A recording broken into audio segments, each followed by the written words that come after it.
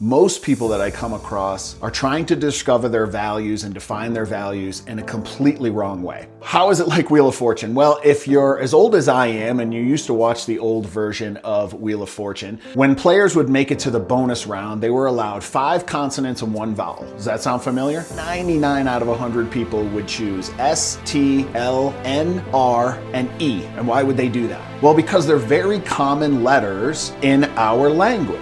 And so most words have either S, T, L, N, R, or E in it. So if you're playing a puzzle where you're trying to fill in the words with just a few consonants and 1 vowel, you're gonna go with the most common or the most heavily used in an attempt to win.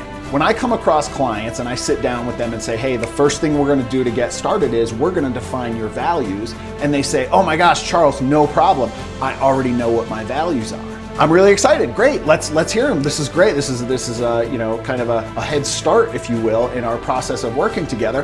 What do you got? And they almost always say the same thing, which is honesty, integrity, loyalty. Now, I'm not saying that there's anything wrong with those values. Those are terrific values and they're great for each of us to have. But kind of like S, T, L, N, R, and E, they're so common in our society that they're almost considered the cost of doing business. If you want to be treated well and you want to be taken seriously, you have to have honesty, integrity, loyalty, right? You have to have some of those basic values. So it's not that we don't possess those values. It's not that we don't appreciate and use those values.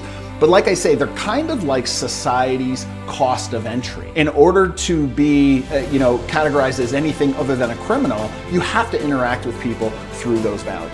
So if you're gonna do a real values exercise to learn about yourself and start getting really specific about what's important to you, you need to consider what those cost of doing business values are, accept those, appreciate those, but then set those aside.